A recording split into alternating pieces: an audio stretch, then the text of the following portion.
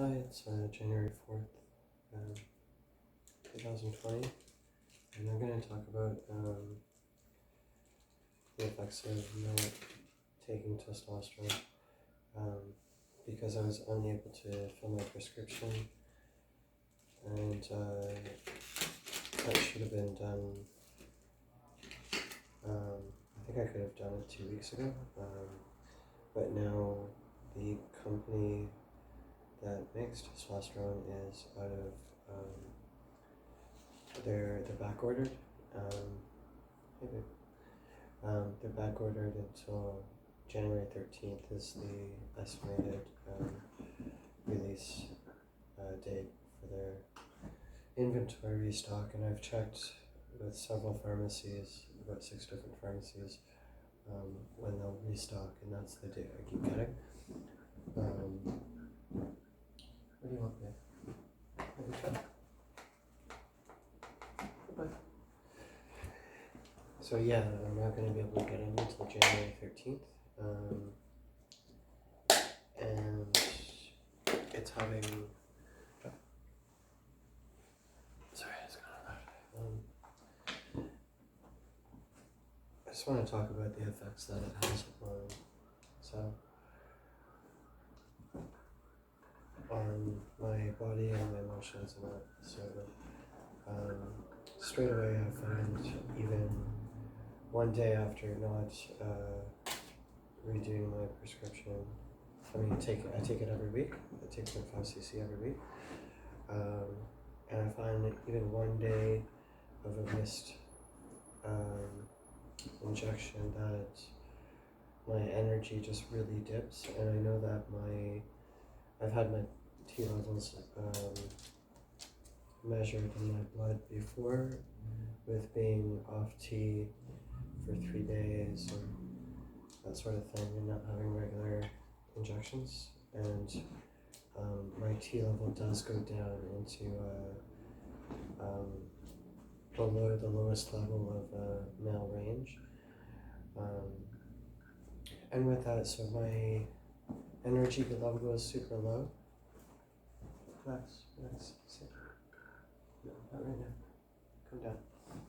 Sorry about that. So my energy goes really low, and I feel really lethargic, almost as if I'm getting a cold or something. Another thing I notice, I don't know if it's related. Settle down. Up. Sit. I noticed that my energy goes really, really low, and I had actually a burn on my arm. I was making some coffee, and I put my arm past in front of the kettle, and I got a steam burn, and it's been 4 days or so, and it is getting infected, and it just won't. It seems not to heal, so I think that's also kind of a side effect of, I feel really low energy, lethargic, I want to sleep all the time, I feel like my body's not repairing itself properly. I'm actually taking the day off work, and applied to take tomorrow off work, because I don't feel like I have the energy to go out and ride for even 2 or 3 hours, which is my usual thing that I do. I work delivering stuff on my bicycle, so no.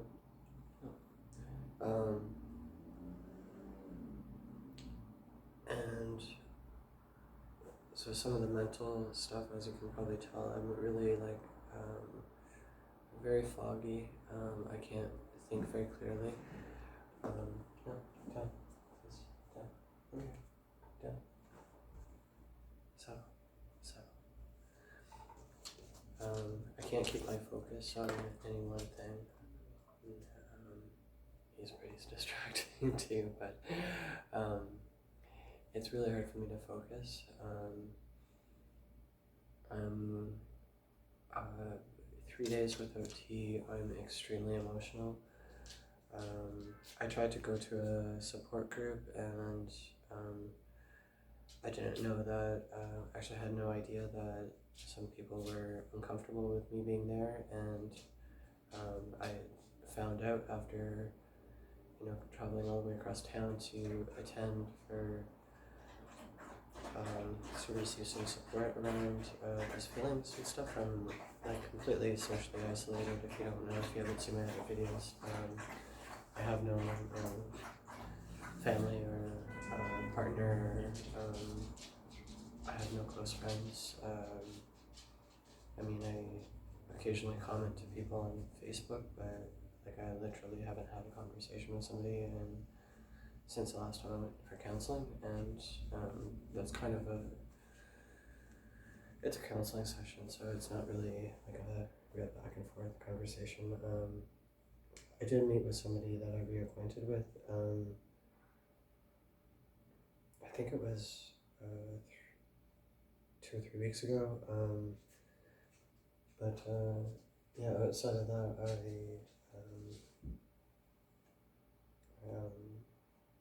it's also New Year's, so the place I usually go for counseling, it was closed on New Year's Day, obviously.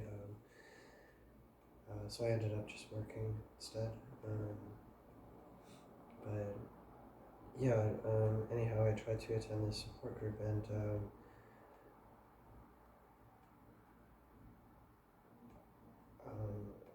one of the staff came in, asked me to speak with her in the hallway, which I did, and she informed me that apparently people in this group feel threatened by me for some reason, and nobody has said anything to me, so I don't know why, and I'm waiting to receive email back about what happened. The last time I attended once in the past 2 years, a couple of months ago, and somebody invited me to an event, and then they didn't show up, and I asked them if they were okay, and like why they didn't want to go, and I later found out that they went with somebody else who was going to. There was going to be 3 of us going to a meeting and then going to this thing, and apparently they just didn't want to tell me about it for some reason. So I was like, well, is it because I'm way older than the other person was half my age, or is it because they have more issues that you think they need more support than I need? Or I was trying to figure out why, and I guess that was seen as aggressive. Like, I don't really know, like I can't understand why people think it's really strange, like going from being female to male, because me even asking what I just said to the person, I guess that was the thing that was aggressive. Like, I don't, like if I said that I feel like if I said that in a female presentation, like it would be taken as concern rather than aggression, and I don't know why somebody would perceive me saying that as aggression. Like, the only other thing a few years ago when I attended before stepping away from everything for a time,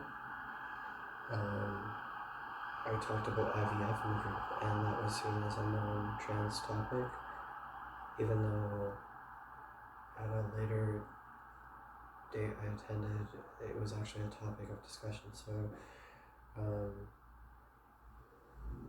guess they were angry I talked about IVF. Like, I can't understand what.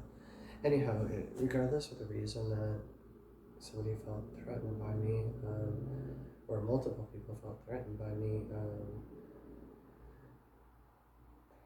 I just find it, like, I was so upset talking to this staff person because I was upset that somebody was upset by me, and I was also upset that they felt like they couldn't talk to me about it, or like tell me, like, or even ask me not to participate. Like, I used to even run this group in 2000, between 2008 and 2010. I ran that support group, so I don't really understand. Anyway, and being off tea, like, it makes me super emotional. Like, I actually cried about it, and I haven't cried in years. I think about 3 years now. So, and it's probably the last time I couldn't renew that the company ran out of testosterone. So, um, I actually cried on the way home. I couldn't. I was gonna pick up some stuff on the way home, and I couldn't get groceries or do anything. I had to go directly home. So it was just like immediate that I was um, feeling a lot of anxiety at the building and shaking, and because I was on the verge of tears, I actually started tearing up, um, and I went there to help feel better about myself, feel more less emotional, like deal with some of my emotion, um, and being emotional for me is equated with not transitioning, like being assigned female at birth, AFAB, because I found being good and going on to testosterone, it really like it just like I have the same emotions, but it just dialed it down. And it really helped me feel more at ease with myself, because I don't feel that it's natural for me to. It feels like over emotion without testosterone. Like I'll watch a movie that has a sad line or reminds me of something sad in my life, or I'll have an experience like I had that last night, and I'll just start crying, and I don't feel that that's a natural state for me to, or a way for me to react. And I also had, so that happened, and then also over the Christmas and New Year's time frame, one of my neighbors was abusing their animal, and I had taken steps. I reported it, obviously, because I felt the animal was not safe in the company of the person. But it upset me to the point of like, I was so worried about this animal that, and I felt like I couldn't go to the person's door to inquire, because I'd in the past heard noises, and also like before and after the animal abuse I was hearing arguments between the male who lives there and the female who lives there. So it sounded like domestic abuse, like them abusing their partner and the animal. So, and that made me super sad, and I cried about that. And I also had an experience over this week of like having that meeting with a person I already acquainted with, and then trying to plan another meeting, and they told me they were available earlier in this week, and I was like, they told me that on Sunday, and I was like, okay, so when, and what do you want to do? And like I'd already planned to, I went through all the listings of all the of a number of art galleries, because they suggested that, I asked them, and they said they were interested in attending an art gallery for our next meeting. So I went through all the shows to see what was interesting, that might interest both of us. And I have a lot of physical pain, and I also I was working every day, so I need to take care of my body a lot on days that I'm working. So it caused me some pain to, again, sit at the computer and like do research. And then they said that they didn't want to go, that they wanted to go just for a coffee, and then they wouldn't give me a date of when they're available, and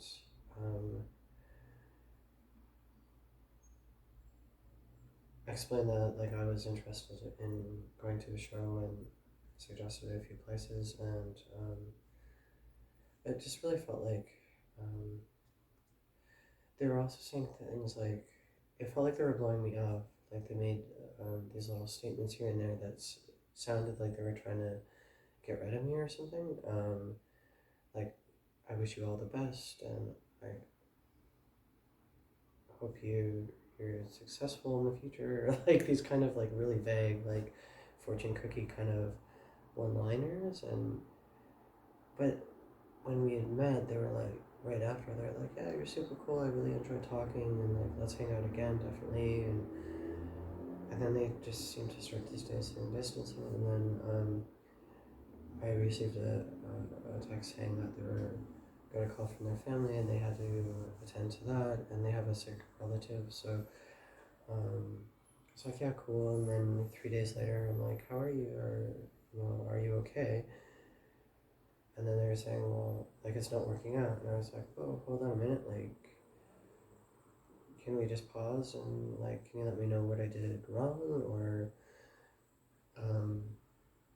and apparently me asking them when they were available earlier this week, or suggesting places, or, they also said, like, I don't know you at all. Like, but we had just met for, like, 3 or 4 hours where, like, they asked me tons of questions. I give them all this information about my life and where I'm at and like, what I've been up to since I last saw them, like 10 years ago.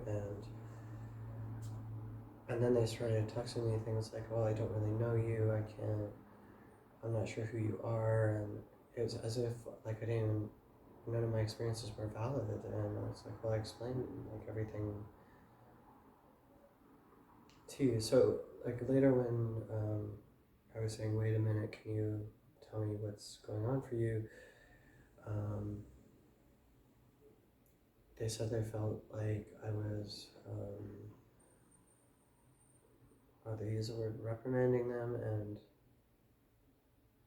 something else, like, just, like, really negative terminology, and I was just trying to get information. So I don't know if that's because I'm perceived as male now, that me asking people how they're feeling and what they need, what their needs are, and how they want to move forward, or when they're available.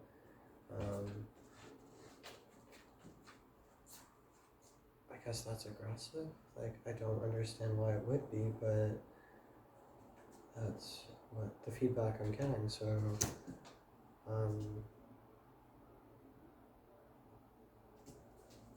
since then, I actually suggested counseling for this person because it seemed like they were projecting some anger they were having about their situation onto what I was saying. That's the only way I can interpret it. So I suggested a counseling service and explain what I just said, how it felt like a projection of what's happening in their personal life onto our situation, and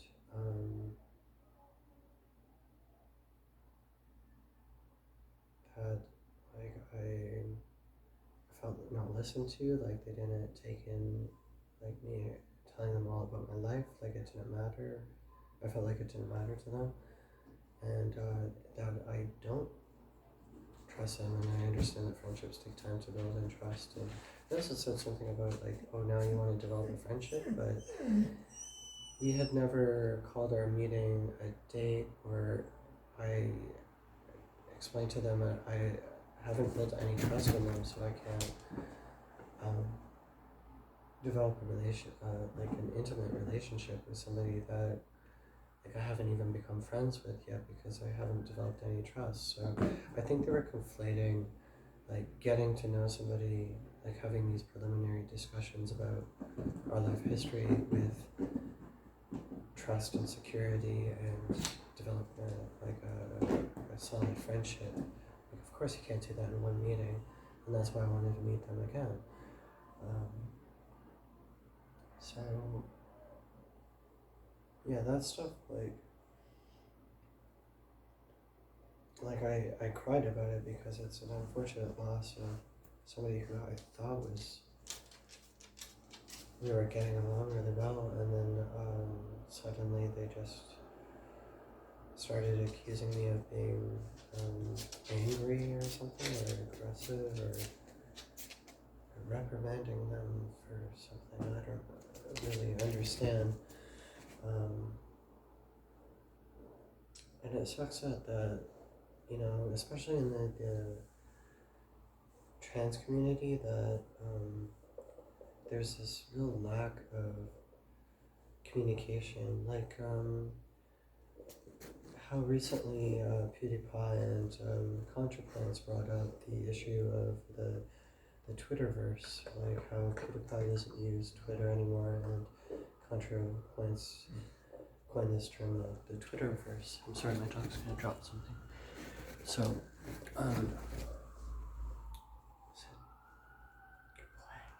boy, yes. So yeah, these things get construed from, and also it's not just on Twitter, but it's in text messages and forms of online communication that are through writing, that people read into writing all these emotions that don't even exist. Like when I'm asking somebody for information about when are you available, what would you like to do, I feel like, or that I told you about my life, what else do you want to know? Feel free to ask me any questions. When I say that it's in writing, if it's in a text, I feel like if it's in a text message, it's suddenly interpreted as, I told you everything. What do you want from me? Like, what do you want to know? It's like you can read it whatever way your emotions are feeling that day. So after thinking about this in this way, do I want to know these people who are being aggressive with me? No. Because if they're going to read everything I say from their own aggressive projections of anger onto my voice, when I'm just asking, are you okay? Are there questions that were unanswered that you want to know? That's much different than the way that person is. I don't know how else to type that in a question, so that it's not read in, or can't be misinterpreted in any way possible as the negative tone that they put onto it. On the other hand, I don't want to know somebody who is going to read everything I say as this, with this negative tone.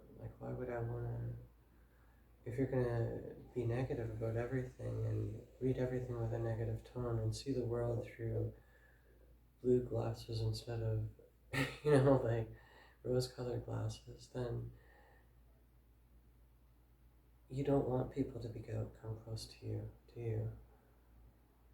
You really don't. When you think everybody hates you, how can anybody come close to you?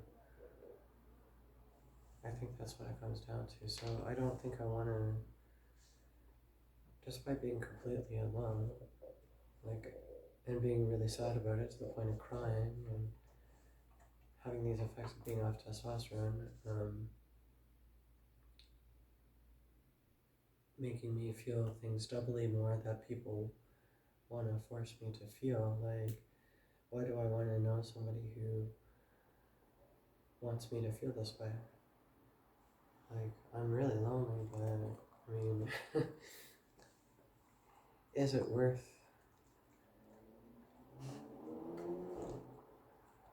my well-being to quell this loneliness, to cater to somebody's anger, to so that I don't feel lonely. Like, when it comes down to it, no, I don't think it is worth it. I'd rather be alone than help somebody figure out their anger. They can, if they want to get better, they can do the work and go to counseling and, work on their health. Both, I think it's affected by many things, not just mental health, but physically. Like, you can eat healthy, you can exercise, and I don't mean like you don't have to go to the gym and start pumping iron or something, but just go out for a walk every once in a while. Like, it'll really change your mood and make you feel better.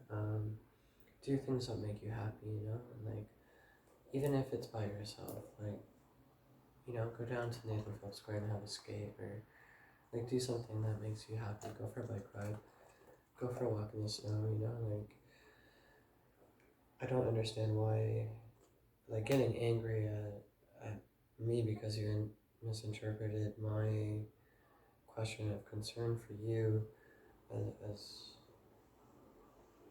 anger is not going to help your situation.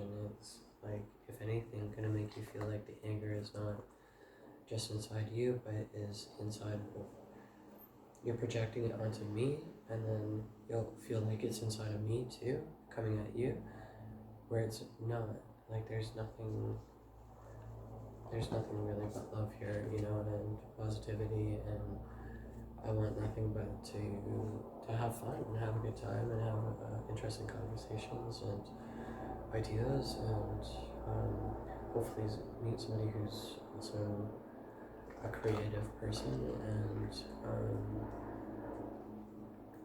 who gets it, who gets that positivity